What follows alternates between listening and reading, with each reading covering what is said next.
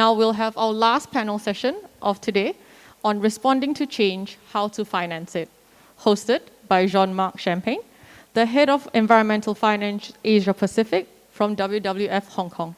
Please welcome Jean-Marc and the speakers.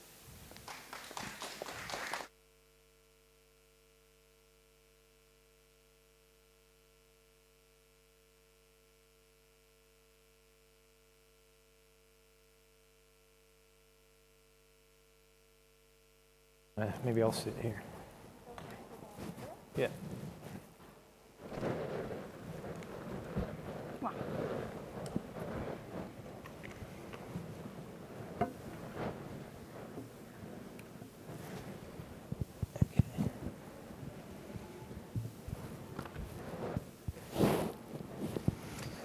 Okay. Thank you, everyone, for attending and for listening to our session. I just realized as of now we're the last session, so I hope it's not too bad. So I hope it ends up on a positive note. I'll be framing the questions today and what we're going to be talking about, the whole discussion on change and resources that it needs, and what that really is finance. And just to tell you a little bit about what I do and what is environmental finance and what does that mean. Essentially at WWF and what we do here in Hong Kong is we focus on two things. One is on impact, or what we call development finance, which is trying to make conservation bankable or profitable and scalable. Because what we're trying to do is we're trying to drive resources and capital into conservation. We can no longer use or have or rely on foundation money or grant money alone. We need to mobilize private capital. So how are we going to do that? And what we're trying to do is we're trying to make projects that we would normally historically have done through grant money. We're trying to get private capital and the private sector capital involved in what we're doing. And so what we do is through a large sum of money that we just recently won back in November of 2019 through the Dutch Fund on Climate Development.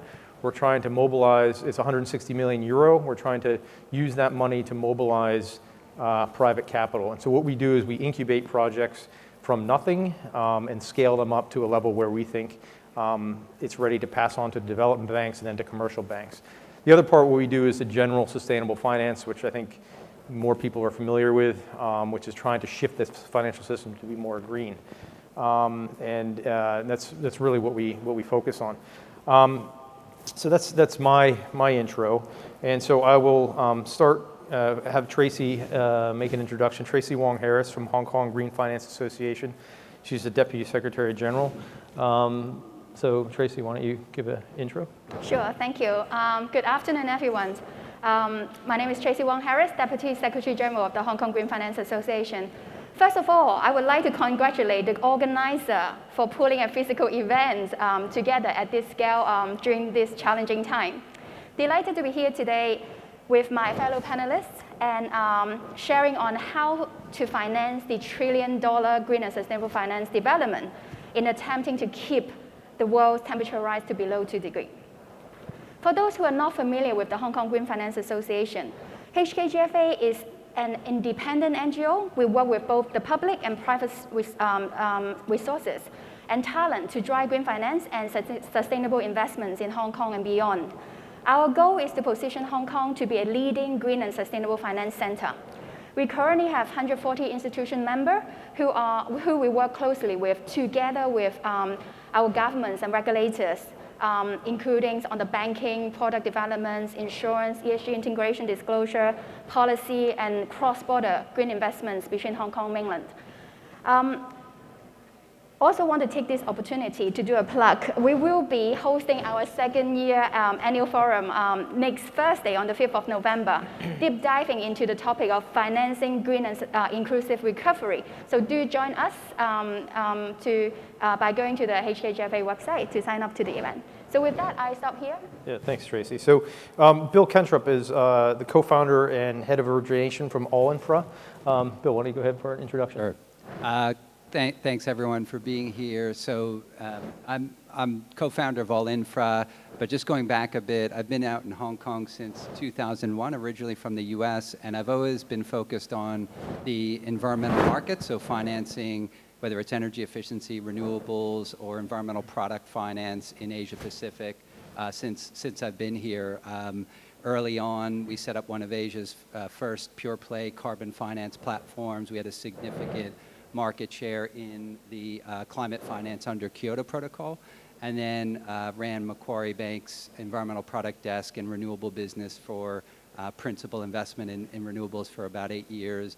In the recent years, a little bit of a shift toward using technology to create efficiencies in the environmental finance space. So a lot of what we use is private and public blockchain, but we also use digital twinning, mentioned by someone earlier today, as well as AI, but really to unlock value or create efficiencies in the way environmental finance is deployed, the way that the outcomes are tracked, and the way that value is transferred and traced. Very excited to be here amongst my colleagues here. I should also mention one of our partners and shareholders is a group called Consensus. They're a large global blockchain developer, and they have tremendous activity in various regions around the world using blockchain to really drive climate finance. So excited to be part of that here in Asia Pacific. Yeah. Thanks, Bill. And then we have Francis Ngai, who's the founder and CEO of Social Ventures Hong Kong. Hi, first of all, can we wave hands? Hi, new friends, old friends. It reminded me how fortunate we are today. It's been too long that we are talking over Zoom, participating or speaking over Zoom. So it reminded me how I miss the physical touch that nowadays we needed. Social Ventures Hong Kong, I founded the organization since 2007. At first, we are incubating and participating in building up some of the social ventures, like Green Monday, if you heard about, is promoting plant-based diet. We have Green Common. And then there is a project called Light B in Cantonese Wong. We are doing affordable housing in Hong Kong to help the underprivileged families. We have a project called Diamond Cap. We build up the very first wheelchair accessible taxi, run our city promoting running, things like that. We have more than 40 different social ventures. But recent years, we also promote Business 2.0. We provide impact solutions, impact strategy, and impact communications to some of the corporate, like Swire, URA, Urban Renewal Authority, Airport Authority, trying to get the business work harder. No matter to talk about sustainability or creating shared value, we try to combine the social innovation scene with the corporation. So I think I might want to talk more about how different ways of doing impact combining with the finance effort can be possible today. Thank you. Yeah, thank you, Francis. And with that, I just want to say before we begin into the discussion is that finance is really the facilitator of all of this. I work in a conservation, which historically always is a conservation organization, and finance in the last 10 years has become much more newer within WWF. And but it's really taken hold because people realize that it's money that makes this whole thing work. So with that, let's go into for Tracy. So essentially, I want to ask about Hong Kong and recent developments as well globally, if you want to enlighten on that. Because can you share some recent sustainable market developments from a regulatory and also from a markets-based perspective? Sure. Let me start with the regulatory landscape in Hong Kong. So from the Monetary Authority, HKMA perspective, last year they issued 3 key measures to support green and sustainable finance. The first one is 3 phases approach in driving green and sustainable banking. And they have recently issued the white paper back in June this year. Secondly is supporting responsible investment in the way that they manage the Hong Kong Exchange Traded Fund. Lastly is setting up a center of green finance to provide capacity building for the market.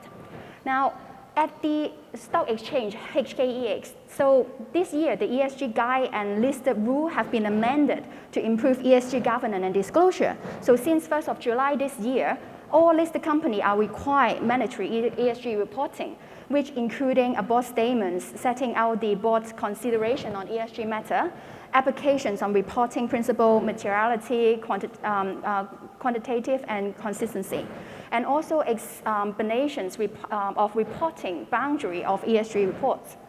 Now, on the SFC side, back in 2018, they issued the strategic framework of the green finance, and then last year they have issued the asset owner survey. This year, they also set up the climate change technical task force. So this clearly set out the policy directions of where it's going for the asset owners, right?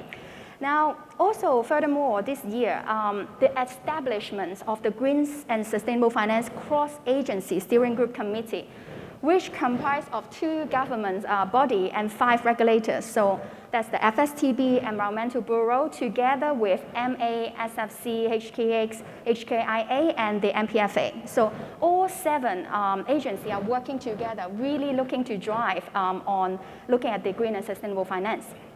Now, last but not least, we cannot not mention China. President Xi announced the China ambitions of peaking its carbon emissions by 2030 and be carbon neutral before 2060. So as everyone knows, China accounted for over a quarter of the world's carbon emissions right now.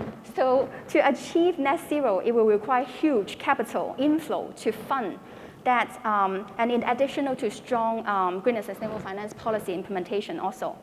And Hong Kong, as one of the world's international finance hub, we are in the best position to help channeling the green finance and develop the right ESG product to allow international investor to access to the China market. Now let me talk a little bit more about the market and product developments. So let's start with bonds. So like everywhere else in the green and sustainable finance space, bond market is the most well-developed. Hong Kong is no exception. So as of end of 2019, the total green bond issued and arranged in Hong Kong totaling $26 billion US dollar. And the Hong Kong government issued the first green bond last year at $1 billion USD, which was 4 times oversubscribed. And the government further announced to issue another 66 billion Hong Kong dollar green bonds over the next 5 years. Also to highlight that we have 2 green bond incentives, the pilot bond program and also the green bond grant scheme, where green bond certification fee and issuance cost is being subsidized by the government. Now, looking at the loan market, we have seen strong green loan growth since 2008, and the birth of sustainability-linked loan, which I'm a big fan of, a great product to facilitate the climate transition. Now, in the fund side, currently there are around 30 SFC authorized green and ESG funds in Hong Kong, and we have seen ESG funds outperform by 3 to 6% compared to standard benchmark during the period of COVID globally, and increasing investor demand in the ESG funds product locally.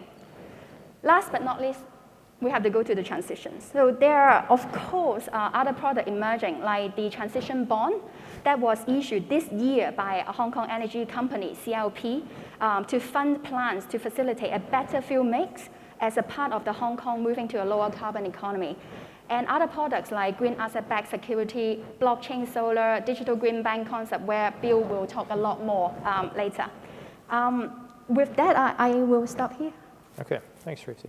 So that's kind of a good segue into for Bill, actually, on basically what have you seen? Are the major differences between today's Paris-led climate markets that's different from now? That was different from the Kyoto markets in the past. Yeah, I guess maybe a place to start with that would be looking at it from a headlines perspective.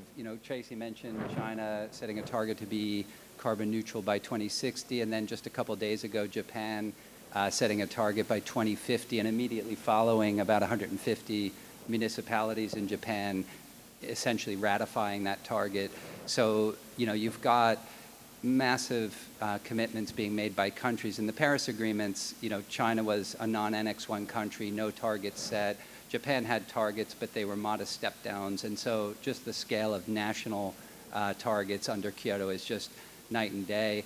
Looking over at, I guess, some of the more commercial or finance landscapes, I was very excited back in 2004 and 5 when we started to see, a couple billion, maybe 5 billion, 10 billion in 2005, and then 2006 we started to see 20 and 30 billion dollar commitments toward climate finance being instigated by Kyoto. We're already seeing that, in the sort of first year of Paris agreements, but with another zero, sort of hundreds of billions of dollars individually being committed by various financial institutions. And that's really from a kind of headline perspective. There's a strong lessons learned, I guess, flavor to the Paris agreements where, under the Kyoto markets, it was quite a short duration with a view that it would just be continuous thereafter. And I think Paris agreements took note of that and really sort of set out a longer framework and a stronger roadmap for sustained emission reductions going forward.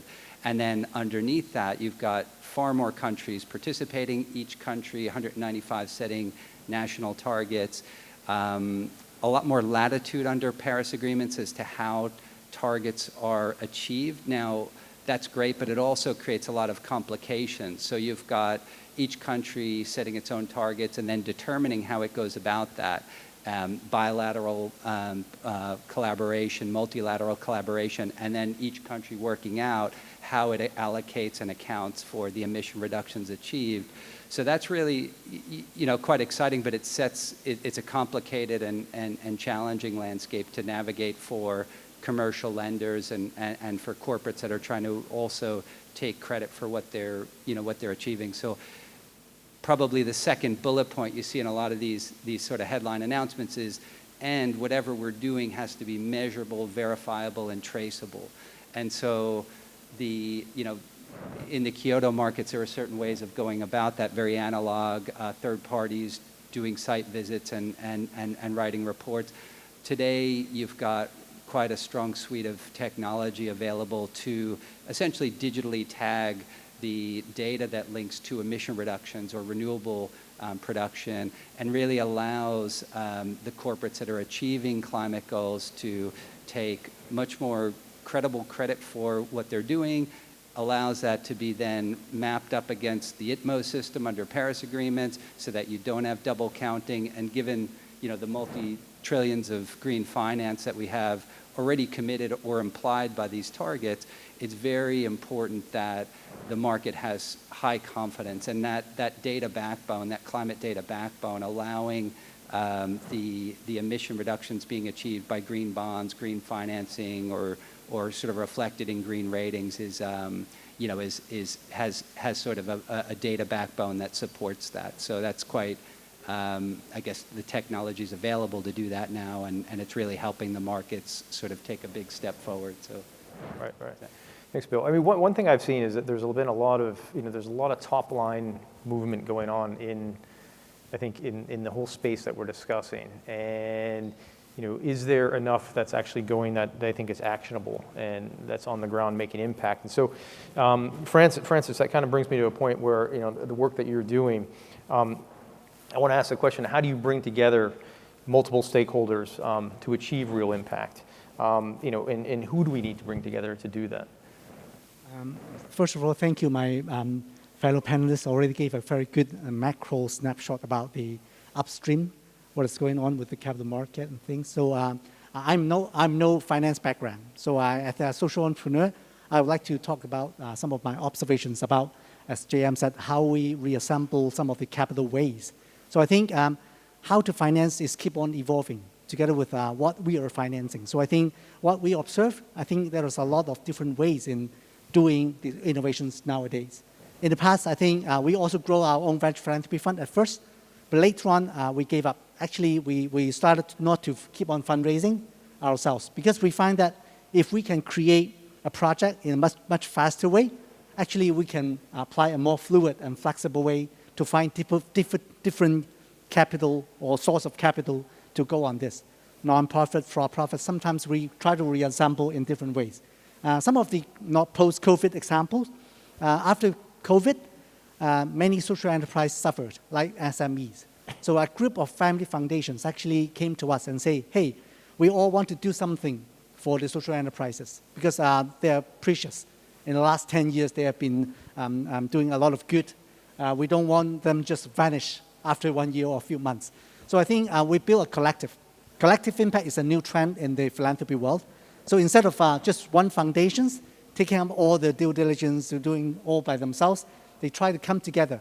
And for us, we gathered with a group of intermediaries, including Dream Impact, a lot of things, a lot of different organizations. We come together and say, hey, can we find the social enterprise all together and regroup a lot of our volunteers to support as professional firms as well got involved. So I think in that way, we do it in a very low-cost way. So actually, most of the capital that we mobilize is going to as a loan fund for the social enterprise. It's not exist before, but I think it all happened just within 1 month. So we see that it's quite depressing that COVID create a lot of bats, but I think we also see that a lot more foundations, corporate, and funders want to do things more in a more innovative way. So I think that create a new ways of capital reassemble. So I think in the past we just consider, we raise fund, we try to build projects and support it, hope it will grow one day and raise fund again. But I think right now, I think we have to be more impact driven, seeing what is needed. And then sometimes when we see that opportunity, we just go back to the funder and talk to them. Like some of the family offices, actually they quite open up, hey, we will do philanthropy, but we also do investment. What do you need? So I think that's a new way of talking about the capital right nowadays. And Francis, are you seeing more, I guess, philanthropically inclined foundations and family offices here in Hong Kong as compared to 10 years ago? Very, very. So I think especially after COVID, seemingly all the family foundations that we got in touch, no matter they reach out to us or some other organizations, they want to do something. And in the past, maybe the approval process could be months or years. But right now, actually within weeks, they say, hey, just go. So I think it's not being a bit arbitrary. I think it's just that we see the situation is going on bad. So I would take that to compare to climate change. I think we have been talking for a long, long time, but I think we're still moving not fast enough. But I think can we take the chance to experience that we gained over the COVID to apply to some other areas? I think it is possible. So how can we be, I would say that again, it's more impact driven. So I think it's the key maybe. Okay. And Tracy, so since we're talking on a local level, in terms of projects, I mean, what would you say are the most, I guess you can say the most important or the ones that have the strongest ability to spur green growth? I mean, you listed some in my previous question, but what would you say are the most important or most ones that have that ability to get that moving? I wouldn't say most important, but at least I want to highlight 5 projects that we are working on. So 5 projects under the newly launched Greater Bay Area Green Finance Alliance. It's a collaboration between the Hong Kong Green Finance Association and Guangzhou Green Finance Committee, Shenzhen's Green Finance Committee, and the Macau Bank of Associations. So the 5 projects, so Hong Kong is leading 3 projects on green building, on carbon connect, on blockchain solar. And the mainland, Guangzhou, is leading the greening the supply chain of auto industry. And Shenzhen is leading the solid waste management, having an automated platform. Maybe I go into a little bit mentioning each of the projects. Sure. So the green building projects is really looking at how do we decarbonize the building sector and at the same time really capitalize the opportunity, the green finance opportunity in the market. Happy to talk a lot more on this one because it's close to my heart. And in terms of the Carbon Connect, it's really deep dive into looking at Hong Kong's role. Because in China, we already have the carbon exchange established, and we're expecting the national carbon trading to come out. And the really question is, okay, Hong Kong, what is Hong Kong's role in the carbon trading market, and whether there's possibility that we, like you know, that we have stock exchange, stock connect and bond connect, and whether carbon connect can be one role that where Hong Kong can have a role in this opening this market. Then blockchain solar, I won't mention too much because I have the experts on the panel really looking at public-private space to do blockchain solar. And for the greening the supply chain, using auto industry as a pilot that is leading by Guangzhou, they are really working with the governments, how the government provide incentive to green the supply chain, the auto industry as a pilot by using or adjusting the lending rate to the bank, to the interbank rate. So from that angle, from the green financing angle, how the government's authorities role in providing incentive to driving the auto market. And then for the Shenzhen piece is to create a automatic platform to match the demand and supply for managing solid waste, including all the payment systems that where you can basically save time and costs and be more effective using that platform. So these are the 5 projects that we're working on under the GBA, the Greater Bay Area Green Finance Alliance platform. Right, and Tracy, you mentioned, let's go back to green buildings. You had mentioned that was one of your pet projects, and or something that you really had your heart close to. I've seen, it's been discussed a lot over the years in Hong Kong, and it's really something that it's kind of lagged, I think, and there's a lot of ambition and I think potential behind it. But so how do you feel current projects, and how do we get them from being this inceptional kind of talk to actually making things into reality for green buildings? Sure, very happy to answer that question. So I am leading the green building projects for the GBA area, and this project is under 2 platforms. The Greater Bay Green Finance Alliance and also the Hong Kong 2050 is now platform. With the projects, it has 2 very simple goals. One is to decarbonize the building sector.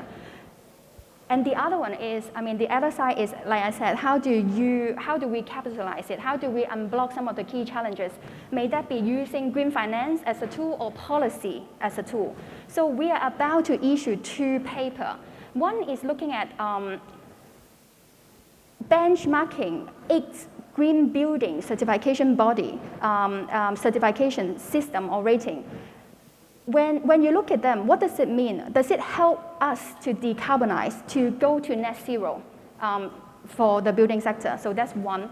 Secondly is the policy piece, really looking at the boundary on what are the existing building code energy efficiency regulations and incentive in the market, and draw in some international best practice to find out if there are any gap that in Hong Kong we can improve to really bring to speed up the decarbonization process.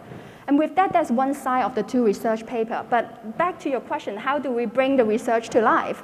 Really, this is down to doing real pilots by working with the property developer, property owner, and the financee, so with the bank and also environmental consultants firm that have the knowledge to go into look at the building, what work, what technology you need to do in order to make the building more energy efficient, and really to do pilot to do the real projects, real transactions to kickstart this.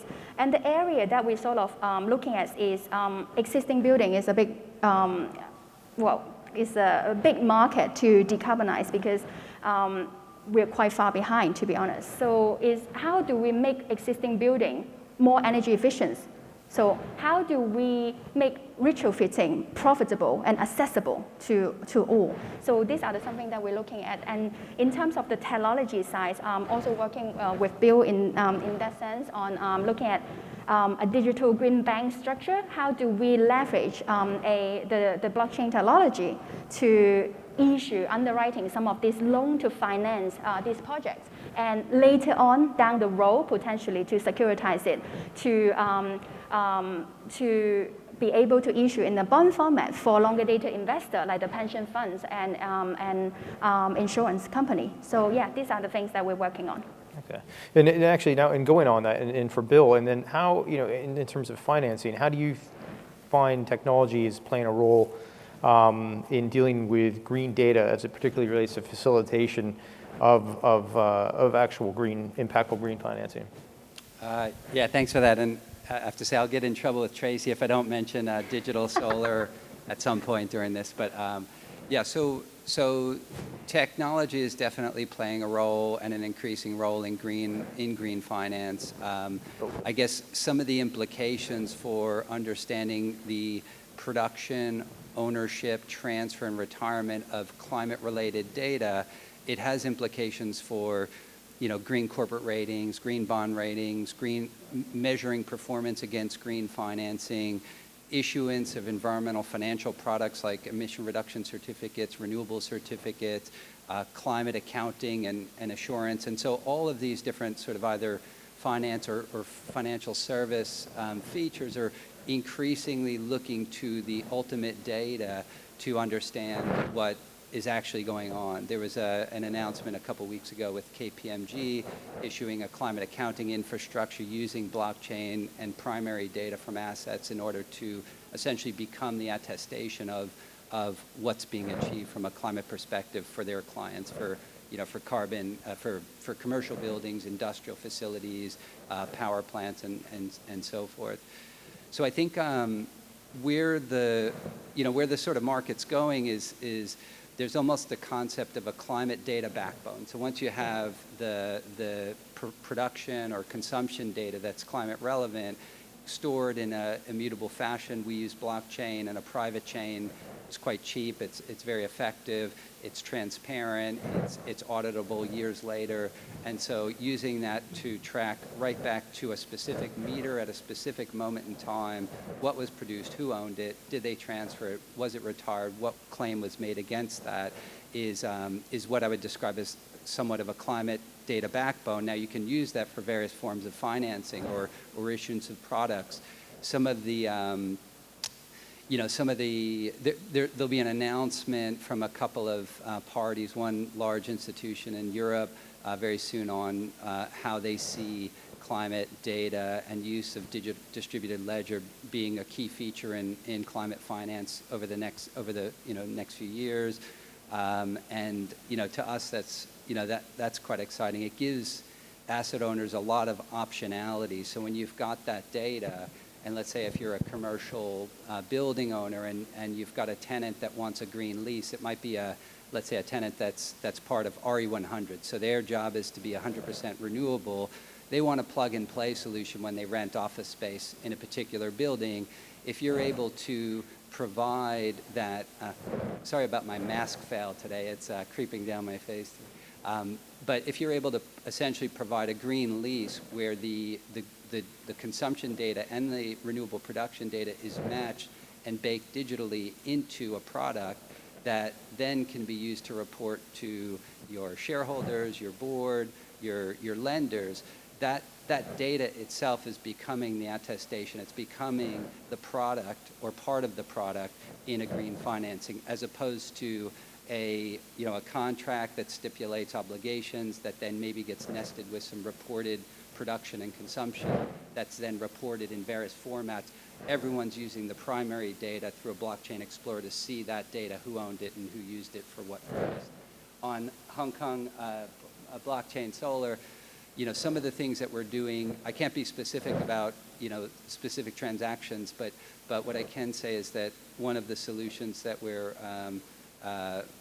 got for Hong Kong and for Hong Kong Solar is to take the financial and economic ownership in assets and put that into a tradable digital instrument that's essentially the financial value of an asset. So that makes financing and refinancing of assets quite efficient, especially for small assets. It's quite handy.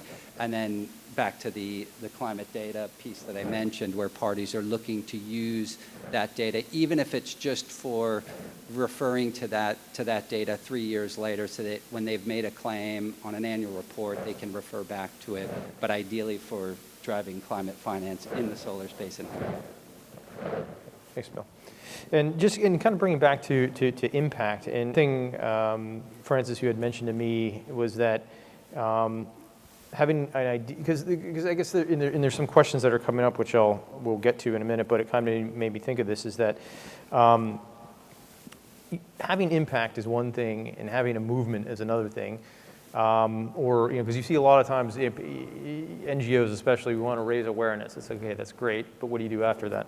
So you're talking about two things bringing together. So the idea of promoting a movement while at the same time having real impact on the ground, to me, that seems exactly what we need to get things to move the needle and to have and achieve scalable impact.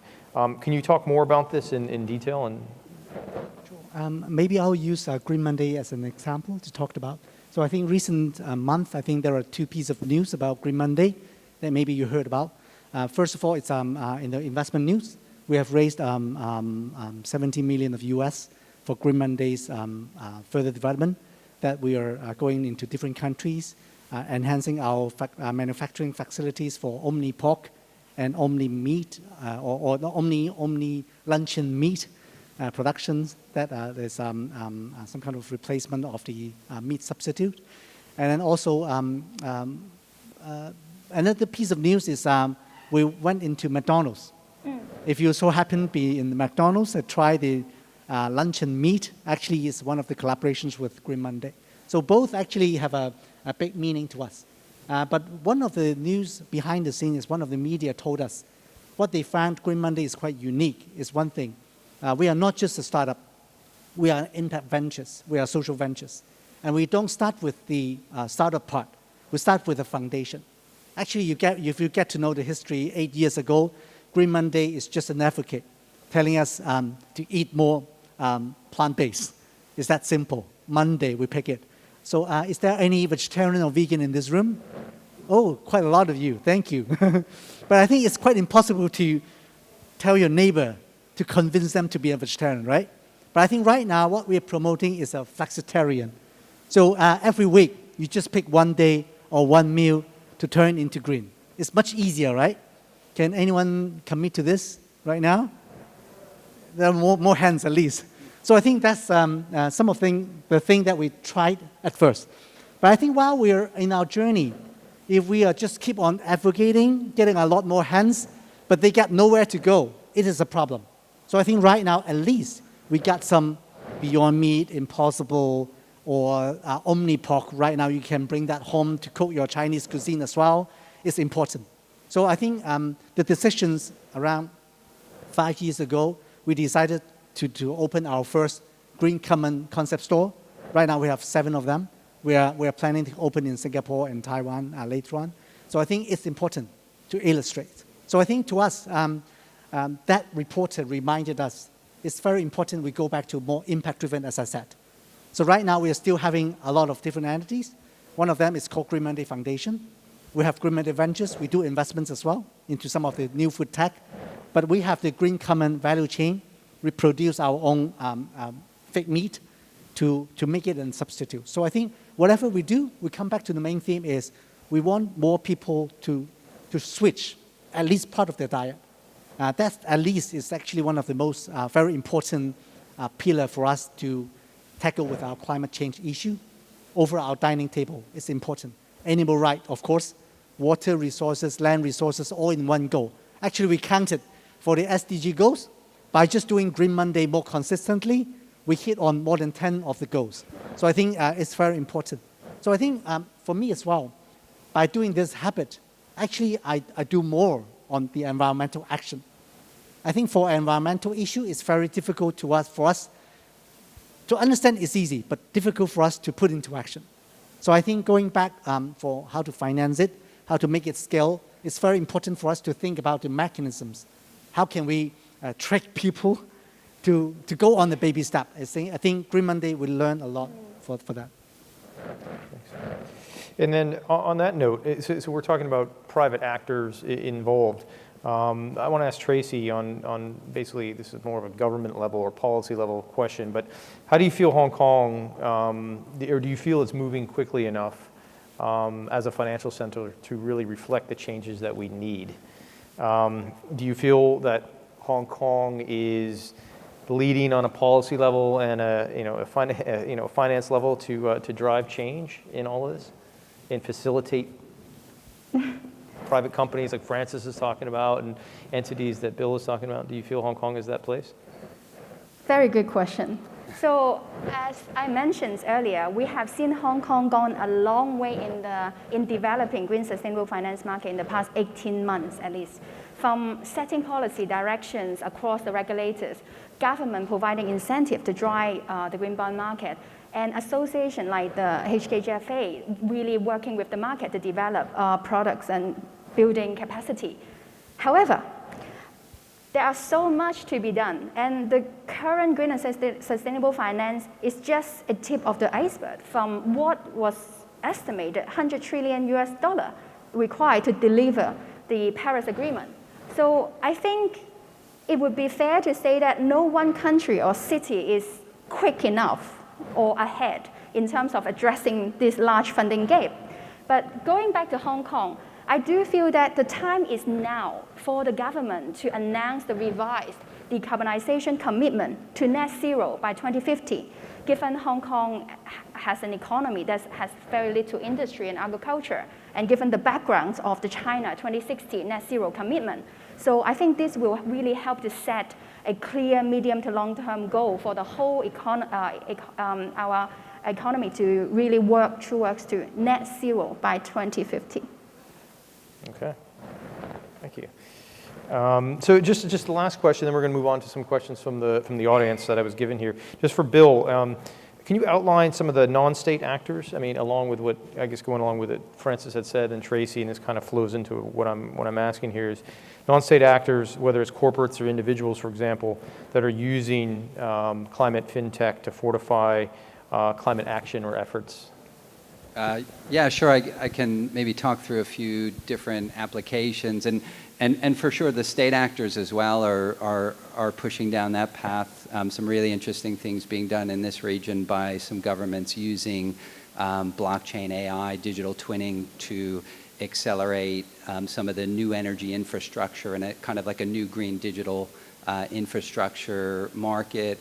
But on the non-state actors, so yeah, under Paris agreements, there's a significant impetus to create incentives or to encourage non-state actors, corporates, and even individuals to take part in climate mitigation efforts set by governments under Paris agreements. So I guess yeah, I mentioned a few examples before where, you know, if you're an asset owner and you're maybe a commercial building owner, there's a pairing around demand and usage of climate data in relation to green leases. Even taking it onto like a smaller scale application, we've just issued what we think are the first digitally twinned fleet of electric vehicles in India, using technology similar to what was described before, creating a model of essentially the batteries and the electric vehicles, what they're used for, how far they go, the specific battery ID so that you know where it's charging, when it's charging. What that allows you to then do is take that data, potentially put a digital wrap around that from a finance perspective. So there's some interesting discussions in China to take electric vehicle batteries and create those as a fleet of investable assets through a digital currency. What we're doing is slightly different, where you know there's EV 100, where corporates have targeted to become 100% electric. It's not always practical to convert 100% of a fleet depending on the utility of certain vehicles, and so what we're doing is modeling these electric vehicles, eventually using that data to allow corporates that have set 100% electric targets to then sponsor other vehicles on the road. So to create more electric vehicles on the road through a financing mechanism and tracking the workload performed by those vehicles. So it's a like for like match with what their targets are and what their gap is in terms of achieving their own target, together with then matching that with digitally tagged green electricity. So EV cars will charge off the grid by creating a digitally tagged green financing instrument that allows you to then match consumption with renewable power production. You've not only have an EV fleet, but a green EV fleet on the road. So that's really getting down to almost sort of individual climate action. And yeah, it's exciting. It's very a different model from what we saw under Kyoto, and it's really because the technology enables different ideas and opportunities. Right, very much so, yeah.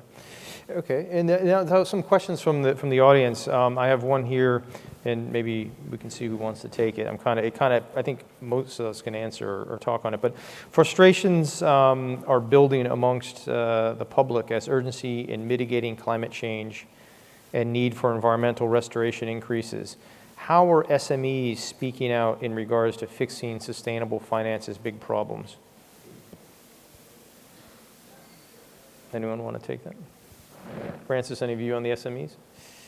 I think, first of all, I would, one of the arguments that we talked about always right now, it's we cannot just rely on government to be the only way that we can make society change right now. So I think private sector, I would say it might be the next wave of impact we can create. At least maybe private and civic would be a new way of combinations to create more impact. So I think in the past few years, we are working with bigger groups like Airport Authority, launching their community investment platform on CSV direction, Swire, their 150th anniversary. They are doing more for the community, so we provide advisory and also the communication support. URA, they are doing more on the community engagement, so we create a project called Community Making for them so that they could engage more. But I think for SME, we also work with some middle-sized company to even form joint venture. In the past, we incubate more impact startup, social startup. But right now, we are combining effort with some of the mid-sized company, even form joint venture on some of the issues. Like if you get to know Protract, one of the big chain for outdoor equipment company, we formed a joint venture a few years ago, form a new brand.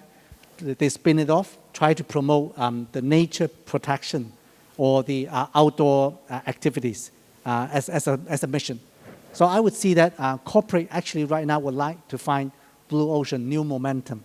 If we could combine that to some of our impact mission, that could be a new way. So I would say it's no matter the size. It's not big or small. Even I would say SME, right now they don't have a lot of resources to invest into big thing or innovation. They could actually talk to more social enterprise, NGOs, see whether there will be some collaborations to create some new form of things.